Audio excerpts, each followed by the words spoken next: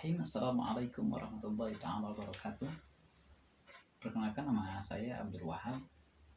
Saya mahasiswa dari Institut Pembina Rohani Islam Jakarta, Fakultas Tarbiyah, Prodi Pendidikan Agama Islam. Hari ini saya berkesempatan untuk menjelaskan tentang yang berkaitan dengan strategi pembelajaran, yang mana strategi pembelajaran itu adalah suatu jalan ataupun suatu baik, saya akan membahas tentang yang pertama dengan urgensi, membahas tentang urgensi strategi pembelajaran untuk proses belajar mengajar. Di antara urgensi menggunakan strategi pembelajaran dalam belajar mengajar itu adalah, yang pertama, apa itu urgensi? Yang kedua, seperti apakah urgensi untuk guru? Dan seperti apakah urgensi sebagai murid? Yang pertama, urgensi sebagai guru, ataupun apa itu urgensi itu? Urgensi adalah suatu perkara, suatu hal yang mendesak, yang tidak boleh ditinggalkan. Di sini dibahasakan dengan strategi pembelajaran. Berarti hal ini tidak boleh terlepas, tidak boleh kurang, ataupun tidak boleh hilang dalam proses pembelajaran. Antara urgensinya itu, yang pertama untuk murid. Apa itu untuk murid? Untuk murid diantaranya yang pertama adalah pembelajarannya bisa lebih aktif.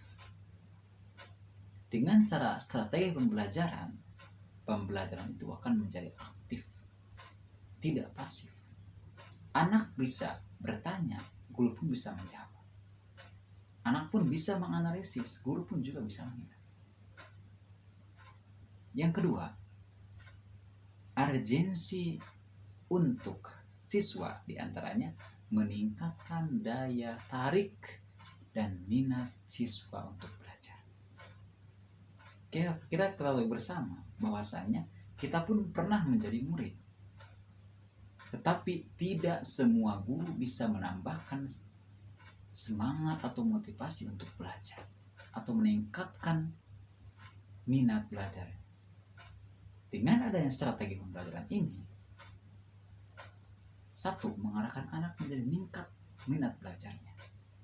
Walaupun dia sakit, dia tetap ingin sekolah dengan alasan guru ini paling bagus, guru ini bagus menyampaikannya, senang dengan guru, senang dengan pelajaran ini.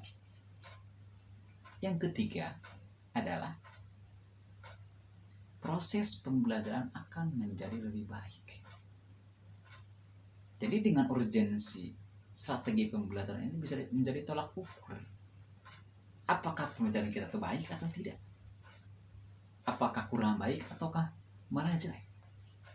Dengan cara strategi pembelajaran itu, kita bisa mengarahkan sampai mana pembelajaran kita, apakah baik, apakah kurang baik, apakah lebih buruk daripada sebelumnya. Yang selanjutnya adalah mengembangkan kreativitas siswa.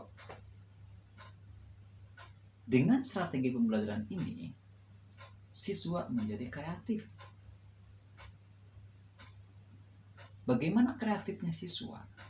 Dengan cara strategi pembelajaran bisa menarik daya kreatif siswa untuk memecahkan masalah yang ada dalam pelajaran tersebut. Karena pada dasarnya siswa itu bagaimana gurunya mengajar, bagaimana strategi pembelajaran tersebut. Jadi dengan strategi pembelajaran tersebut bisa mengarahkan anak menjadi kreatif, mengasah kreativitasnya. Tidak hanya menulis dan membaca saja. Dengan adanya strategi pembelajaran itu, anak bisa menjadi kreatif, inovatif, dan kritis.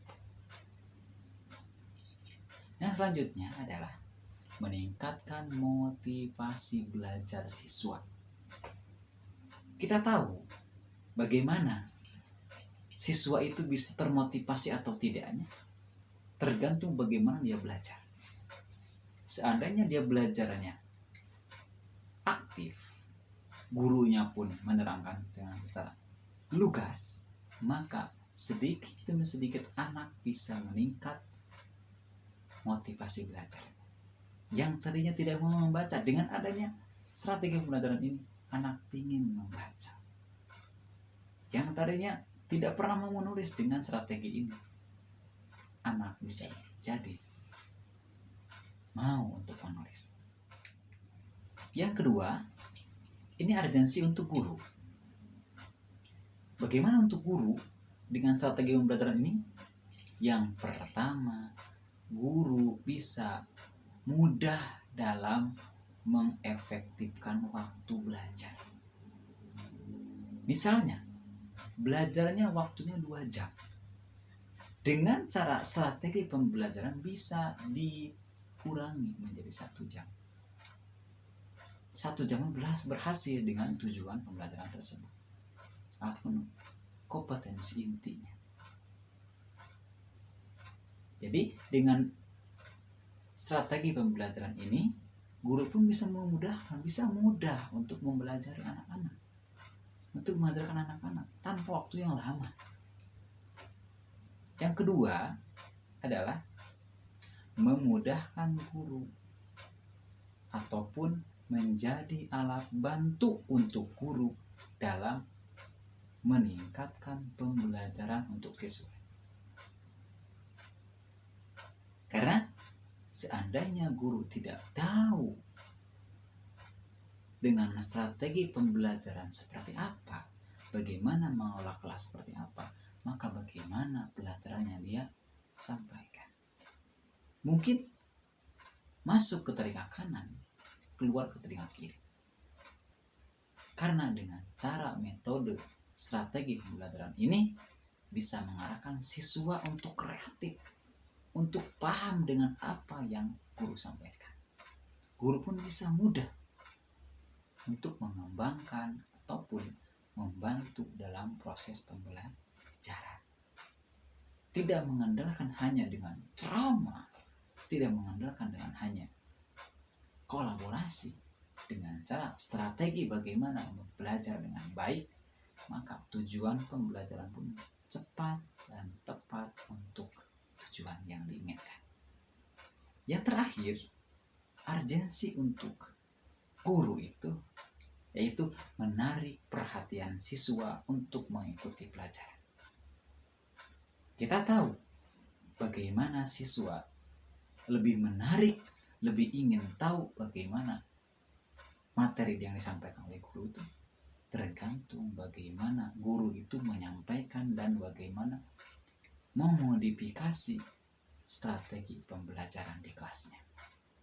Seandainya guru itu bisa memodifikasi strategi pembelajaran itu, maka lambat laun siswa pun akan cepat ingin tahu dan aktif dan memperhatikan apa yang disampaikan. Yang selanjutnya, di sini dalam pembelajaran itu ada metode, ada teknik, ada strategi, dan ada model pembelajaran. Itu maksudnya apa? Hubungannya apa? Hubungan antara metode, teknik, strategi pembelajaran itu semuanya satu kesatuan yang tidak boleh dipisahkan. Dalam artian, seandainya kita mempelajari atau belajar atau mengajar dengan hanya satu pembelajaran, misalkan hanya memakai strategi pembelajaran tanpa metode, tanpa teknik, maka pembelajaran pun tidak cepat tertuju dengan apa yang diinginkan, bahkan lebih lama dari apa yang kita inginkan. Jadi metode, teknik, strategi pembelajaran adalah satu kesatuan yang tidak boleh hilang sama sekali satu-satunya. Metode butuh dengan strategi, strategi pun butuh dengan teknik. teknik pun butuh dengan metode pembelajaran. Jadi dalam metode ini semuanya saling membutuhkan satu sama lain. Metode pembelajaran. Apa sih metode pembelajaran itu? Metode pembelajaran itu adalah cara untuk mengarahkan anak senang dengan pembelajaran itu. Bagaimana prinsipnya? Apakah strategi juga punya prinsip? Apakah teknik juga punya prinsip? Ataukah model juga punya prinsip? Semua pembelajaran mempunyai prinsip masing-masing yang dia pegang. Di sini saya akan membahas tentang metode atau prinsip metode pembelajaran yang kita ambil. Yang pertama, metode pembelajaran mempunyai prinsip. Di antaranya perlu adanya dukungan metode lain agar lebih optimal. Jadi jangan hanya mengandalkan satu metode saja. Karena tolak ukur keberhasilan seorang siswa dalam mengikuti pelajaran itu tidak hanya memerlukan satu metode.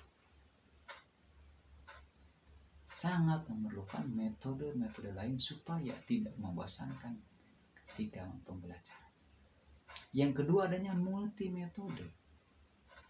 Jadi metodenya berganti-ganti. Tidak hanya itu saja. Tidak hanya satu saja. Dengan adanya banyaknya metode pembelajaran, maka ketika metode ini tidak berhasil, kita pindah ke metode lain. Siapa tahu berhasil. Yang ketiga adalah harus menciptakan CBSA. Yang saya tahu CBSA itu adalah cara belajar siswa aktif. Jadi mengarahkan siswa untuk mengaktifkan dirinya baik dalam kelas ataupun di luar kelas. Dengan catatan sesuai dengan apa yang dipelajarinya. Diarahkan anak seperti apa? Anak diarahkan supaya kritis. Apa yang dia tidak mengerti langsung ditanyakan. Apa yang dia pahami langsung disimpulkan. Yang selanjutnya adalah prinsip metode pembelajaran itu adalah harus mempertimbangkan. Tidak semua metode itu bisa cepat untuk mencapai pembelajaran yang efektif. Tidak semua. Tidak semua siswa pun bisa mengikuti metode itu. Di antaranya yang harus dipertimbangkan adalah tujuan pembelajarannya apa? Materi pembelajarannya apa? Kemampuan guru itu seperti apa dengan materi ini? Yang selanjutnya, kemampuan siswa apakah sampai dengan metode seperti ini? Yang selanjutnya, apakah sarana dan prasarana itu mendukung dari metode ini ataukah tidak mendukung dari metode yang kita terapkan? Jadi prinsipnya ada 4. Yang pertama perlu dukungan metode lain. Yang kedua multi metode. Yang ketiga harus menciptakan CBSA atau cara belajar siswa aktif. Yang keempat adalah harus ada atau banyak pertimbangan dari guru dan siswa. Disinggung tentang masalah prinsip metode belajar. Yang selanjutnya adalah metode apa sih yang Wahab tahu, yang bisa dijelaskan. Di antaranya yang Wahab tahu tentang metode pembelajaran itu adalah tentang metode pembelajaran diskusi. Apa itu diskusi? Adalah mengumpulkan suatu pemikiran, suatu gagasan dari manapun, dari siapapun untuk mencari titik temu yang diinginkan. Bagaimana cara diskusi di kelas dalam pembelajaran? Maka yang pertama, guru menyediakan masalah yang harus didiskusikan. Yang kedua, mengarahkan siswa untuk aktif bertanya dengan apa masalah yang disajikan oleh guru. Selanjutnya setelah itu guru menentukan bagaimana kelompoknya, berapa kelompoknya, diskusinya berapa menit, lalu tujuan diskusinya seperti apa.